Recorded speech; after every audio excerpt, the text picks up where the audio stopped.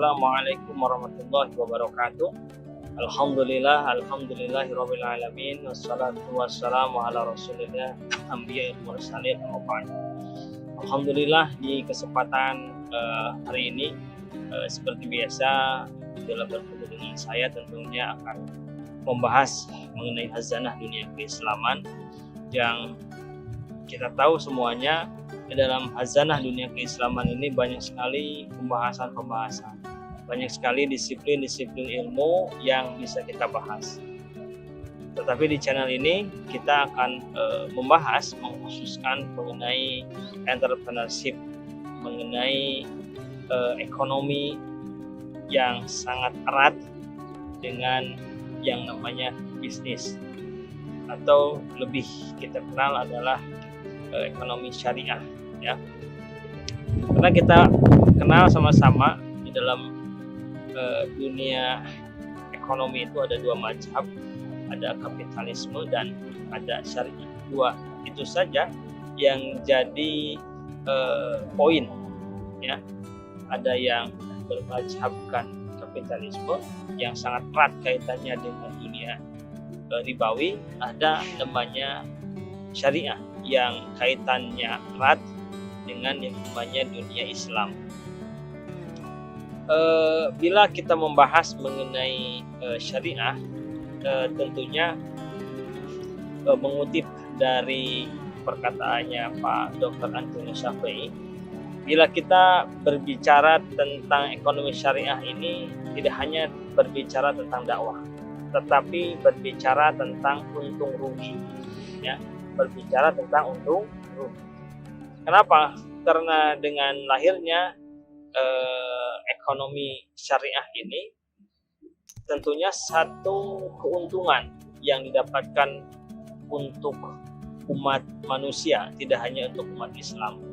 Oleh karenanya ekonomi syariah sangat tumbuh kembang, tidak hanya di negara-negara yang mayoritas Islam, tetapi tumbuh kembang juga di negara-negara Eropa. Bisa kita lihat, bisa kita cek, bisa googling, ya, tentang ekonomi syariah.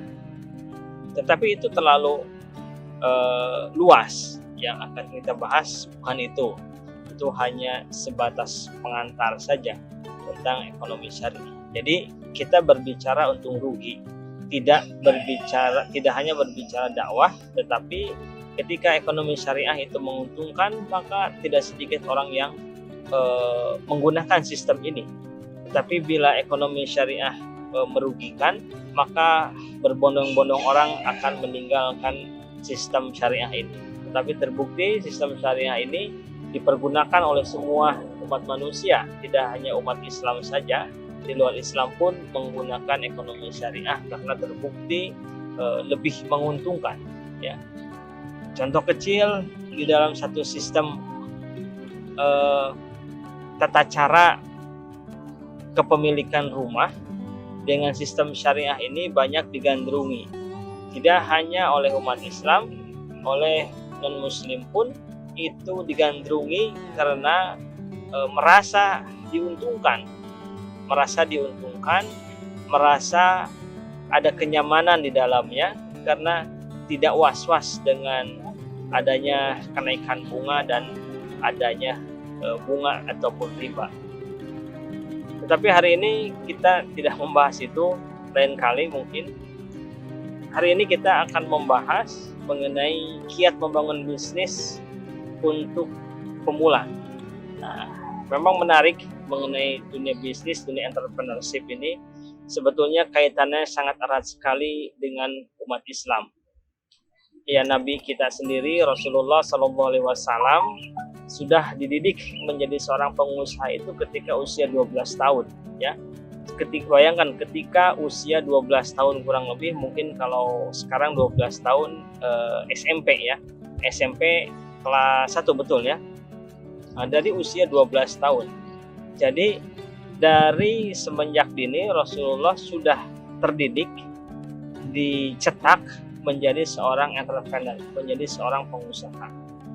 Nah, tentunya kita sebagai umat muslim harus berkiblat, harus menjadikan rujukan bahwa Rasulullah SAW itu, Nabi kita itu adalah seorang pengusaha dan wajib kita jadikan rujukan.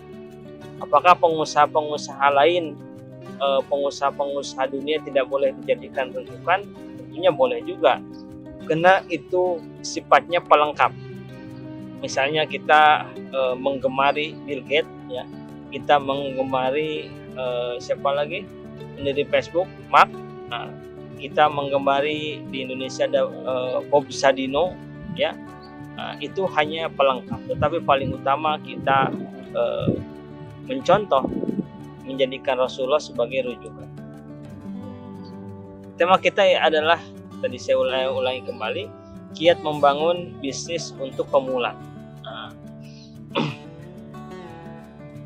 poin pertama yang harus dilakukan oleh teman-teman yang baru memulai usaha, memulai bisnis, apalagi setelah maraknya berita corona selama 2 tahun ini berdampak kepada perekonomian, dari pengurangan pekerjaan, pengurangan tenaga pekerja atau PHK, lalu yang orang-orang yang PHK banyak beralih ke dunia usaha, ke dunia bisnis katakan.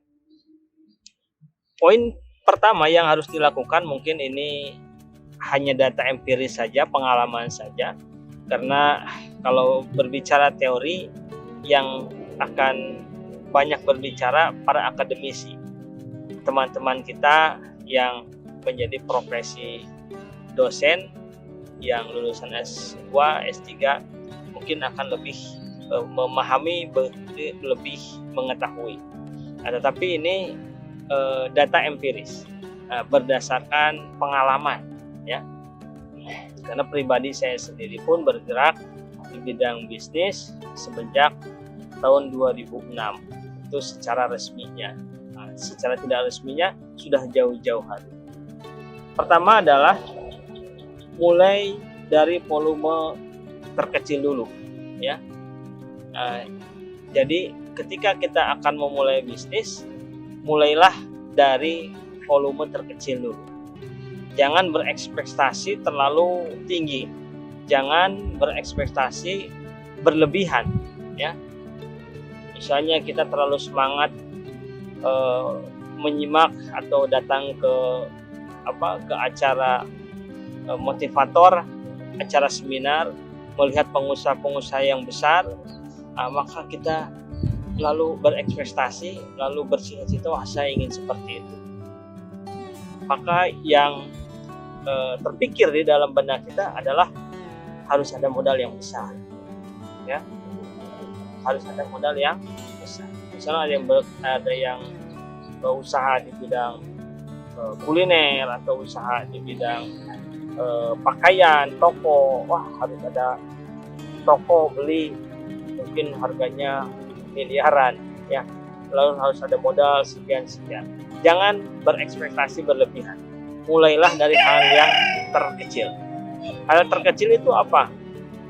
Kemampuan kita apa, bisanya apa, jalankan. Yang penting bisnis itu dijalankan meskipun volumenya kecil.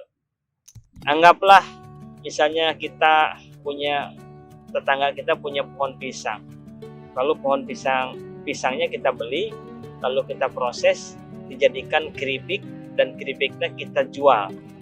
Nah, dijualnya kemana? Oleh sendiri saja, karena sekarang medianya banyak, online melalui media sosial banyak, maka lakukan dari hal yang terkecil. Tadi apa? Misalnya jualan keripik, ya, melalui online, lalu ke sahabat-sahabat kita, teman-teman atau tetangga, ya. Intinya lakukan mulai dari volume yang kecil. Kenapa tidak dari yang langsung besar? Misalnya saya mau produksi keripik kurang lebih 1000 bungkus, jangan.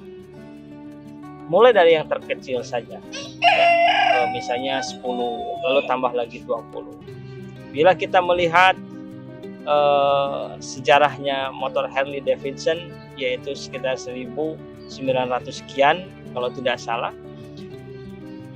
Waktu itu dia memproduksi kurang lebih 5 motor. Memproduksi 5 motor dan yang terjual kalau tidak salah hanya 3 motor. Ya. Memproduksi 5 motor, yang terjual hanya 3 motor. Seperti itulah bisnis, harus dimulai dari yang terkecil dan tidak selalu semuanya terjual. Tidak harus langsung sukses. Ya, semuanya butuh proses dan butuh waktu, pengenalan konsumen dan sebagainya. Jadi tidak boleh berekspektasi berlebihan. Yang penting jalankan meskipun volumenya dari hal terkecil. Lalu yang kedua adalah terjun langsung dalam bisnis tersebut, ya, agar bisa mengetahui seluk-beluk bisnis. Jadi jangan kita mendelegasikan kepada orang lain. Nah, misalnya kita punya bisnis mie ayam, ya, lalu kita delegasikan kepada orang lain, saya sewa tempat, lalu mencari pekerja, itu niatnya bagus, tetapi usahakan usaha mie ayam itu dikerjakan, ya, dari buka sampai tutup oleh kita sendiri. Kenapa? Tujuannya agar bisa mengetahui seluk-beluk bisnis tersebut. Bagaimana misalnya menyalakan kompor, ya, bagaimana mie ayam itu matang, bisa jadi terlalu matang menjadi lembek, tidak enak. Bagaimana caranya menghadapi konsumen, bagaimana caranya melakukan pelayanan yang terbaik, ya. Artinya kita harus terjun langsung, harus ada sentuhan dari pemiliknya. Tidak boleh, jangan dulu didelegasikan kepada orang lain. Mungkin seiring waktu bisnis sudah besar, omsetnya sudah bagus, maka bisalah kita mencari asisten ataupun pekerja untuk menjalankan bisnis mie ayam tersebut, ya. Nah, intinya harus dilakukan oleh sendiri. Lalu yang ketiga adalah harus banyak membangun jaringan, ya, harus banyak membangun jaringan, harus banyak bersilaturahim, harus banyak bertemu dengan teman-teman, bertemu dengan saudara-saudara. Setiap waktu, setiap harinya harus bertambah pertemanan, ya, mungkin pertemanan di media sosial, pertemanan di dunia offline. Nah, semakin banyak jaringan, semakin banyak pertemanan, semakin silaturahim terbangun, itu merupakan tahap ketiga yang paling harus dilakukan oleh pembisnis atau oleh seorang pemula, ya. Kenapa harus dilakukan? Nah, selain bersilaturahim itu diperintahkan di dalam agama Islam karena akan menambah rezeki, ya. Nah, silaturahim ini juga bisa memperluas wawasan untuk kita pribadi, memperluas jaringan, ya. Dan intinya dengan banyak pertemanan ini adalah calon konsumen dari usaha yang kita jalankan. Misalnya kita punya teman 10, itu peluang untuk menawarkan dagangan kita kepada 10 orang. Kalau pertemanannya 200, 300, bahkan ribuan, maka peluang untuk menawarkan produknya lebih besar. Nah, siapa tahu ketika kita memperbanyak konsumen, memperbanyak jaringan, di situ akan bertemu dengan hal-hal yang tidak kita duga. Nah, bisa jadi bertemu dengan investor, bisa jadi bertemu dengan orang-orang yang punya pengaruh besar, bisa jadi bertemu dengan relasi-relasi yang ingin memasarkan produk kita, bisa jadi. Nah, jadi tidak menutup kemungkinan akan bertemu dengan orang-orang yang tadi saya sampaikan. Lalu yang keempat, kiat membangun bisnis untuk teman-teman yang baru memulai atau pemula adalah jangan menggunakan modal riba, ya. Sekali lagi, jangan menggunakan modal riba. Kenapa tidak boleh atau jangan menggunakan modal riba ya, karena itu merupakan sumber kehancuran, sumber malapetaka bila kita menggunakan modal dari riba. Modalnya lalu dari mana? Tadi kita volume terkecil, modalnya bisa dari tabungan, ya. Modalnya bisa dari tabungan yang kita miliki. Lalu nanti ada keuntungannya ditambahkan lagi ke modal. Jadi kalau kata tung di semua ringin itu harus menunda kesenangan. Jadi jangan ketika punya keuntungan lalu digunakan untuk katakanlah poya-poya, ya. Katakanlah saya mau piknik ke jangan. Lebih baik keuntungannya diputar untuk modal. Nanti ada keuntungan lagi, putar lagi terus seperti itu. Jadi tidak dianjurkan, bahkan jangan menggunakan modal riba, modal yang ada bunganya, ya, modal yang ada bunganya. Lalu kalau saya pinjam dari teman, dari saudara, dari sahabat, boleh atau tidak? Silahkan boleh, asal tidak ada bunganya.